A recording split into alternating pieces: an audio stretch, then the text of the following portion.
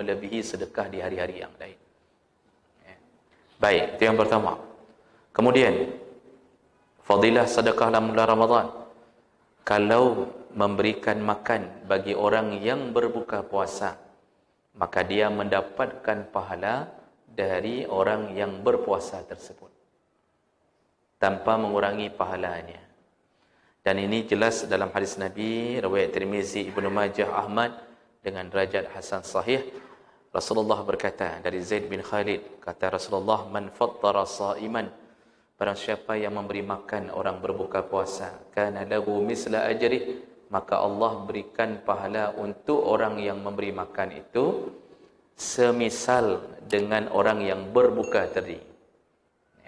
Ghaira annahu la yunqasu min ajrihi syai', tanpa mengurangi pahala orang yang berbuka puasa tadi. Sederhana, bang. Dan walaupun tidak masuk akal, tapi masuk akal. Kita kasih kurma ke masjid. Okay, berapa kotak kita kasih? Kurma sukari, kita kasih 2 kotak. Yang buka puasa di masjid 100 lebih atau 200 orang. Hari itu kurma kita dikeluarkan, diberikan di setiap piring, ditaruh di atas setiap piring. Siapapun yang berbuka puasa dengan kurma yang kita beri, kalau seandainya 200 orang tadi duduk makan berbuka puasa dengan kurma yang kita beri, hari itu catatan pahala kita melambung, yaitu pahala 200 orang berpuasa. Jadi seluruh pahala puasa dia diambil tanpa mengurangi pahala dia. Itu menunjukkan kuasa Allah. Kalau kita kan, kalau berbagi pasti berkurang. Ni kuih kita potong, kamu sedikit, saya sedikit, berarti berkurang punya kita. Itu manusia. Karena manusia tidak ada kekuasaan, tidak kaya. Tapi Allah kalau mau bagi bukan dipotong, tapi dikopi. Jadi pahala orang buka puasa yang dengan makanan yang kita beri, itu dikopi Allah, dipaste ke kita tanpa mengurangi pahala dia, sempurna. Jadi hari itu kita dapat pahala 200 orang berpuasa. Mau dapat besok lagi? Kasih lagi. Jadi jangan fikir besok bisa dapat lagi dengan kurma cuma 1 kotak. Itu kurma 1 kotak itu dah habis di hari ke-15 kemarin. Mau dapat lagi? Kasih lagi. Kalau bisa setiap hari kasih makanan orang berbuka.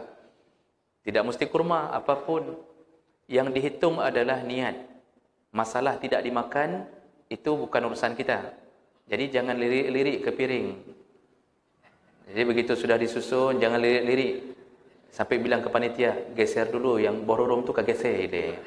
Kapeduk kurma long ile. Risolnya, jangan begitu.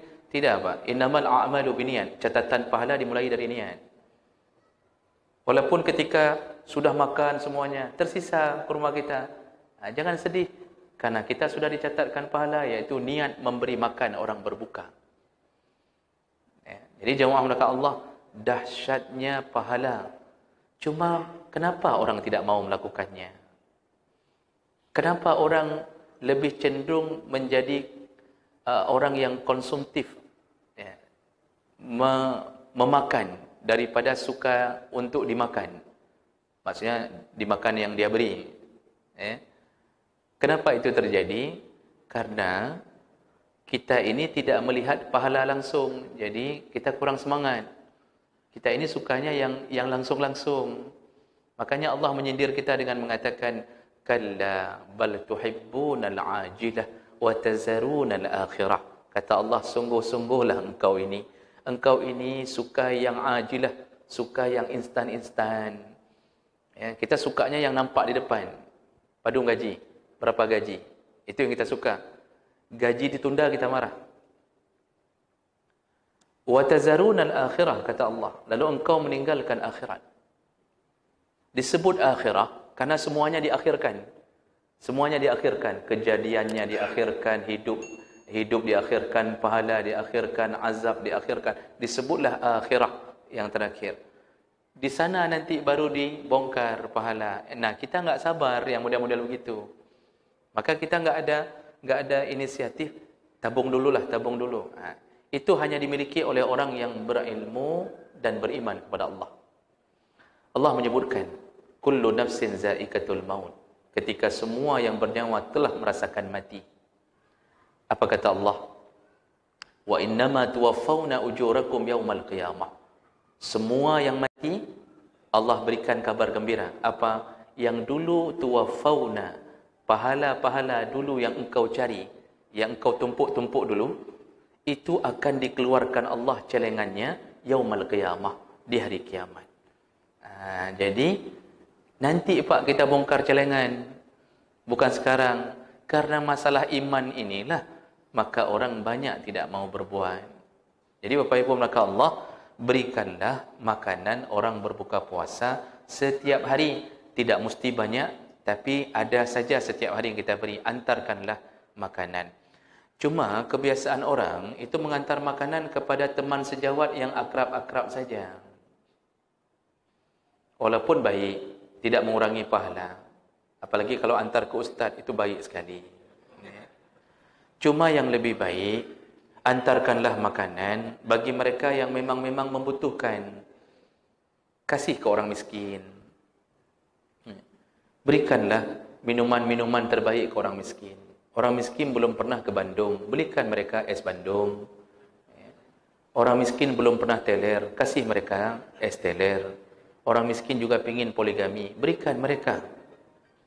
Jadi buat orang miskin ini bahagia dalam Ramadan. Antarkan pizza, burger. Ini kadang-kadang kita kalau ke teman sesama kantor, kita antar yang mahal-mahal. Ke orang miskin, mi caluk, enggak ada kacangnya lagi.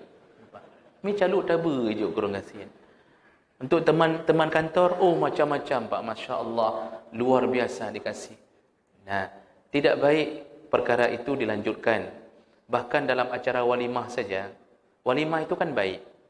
Walimah perkahwinan itu baik. Sampai Rasulullah mengatakan, aulim walau bisyad. Buatlah walimah walaupun dengan seekor kambing. Buatlah walimah sunnah, baik. Karena memberi makan 1000 orang di hari itu pahala yang besar sekali. Ya. Selama kita tidak mengharap balik amplop mereka. Itu syaratnya. Tapi kalau mengharap amplop balik, sampai tanda-tandai amplop itu enggak ada pahala. Jadi ditandai, Pak, ada yang model menandai amplop. Dimasukkan ke kanan, nanti segera ke belakang dilihat berapa isinya. Ada yang model begitu. Kalau dikasih 5.000, ditandainya. Nanti waktu anak mereka menikah, dibalas dengan 5.000 yang sama. Ada yang model begitu, itu enggak dapat pahala. Walimah baik, tapi ketika walimah tidak mengundang orang miskin, apa kata Rasulullah? Syarru ta'amil walimah. Ya, seburuk-buruknya makanan walimah, yud'a biha al-aghniya wa yutraku al-fuqara. Seburuk-buruknya walimah yang hanya mengundang orang kaya, tapi tidak mengundang orang miskin. Jadi orang miskin cuma wait di depan janda, lewat, lihatnya orang kaya dengan baju batik. Karena orang kaya rata-rata pakai baju batik. Tapi tidak semua yang baju batik kaya. Itu Masya Allah pakaian lengkap. Makan sudah kaya, makan enak. Orang miskin di kampung sekeliling enggak diundang.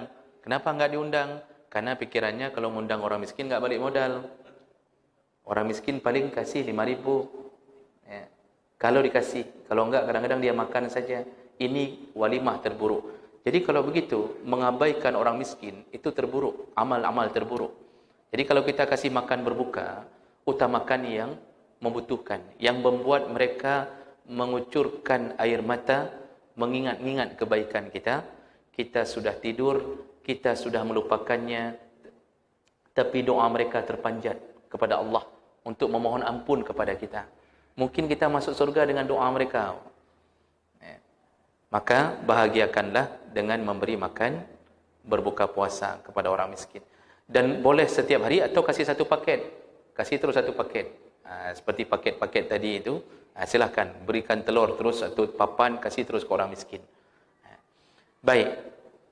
Kemudian ada beberapa catatan kalau kita diberi makan oleh orang ketika buka puasa. Banyak orang yang lupa mengucapkan terima kasih. Banyak orang yang lupa membalas kebaikan orang lain yang memberi makan berbuka.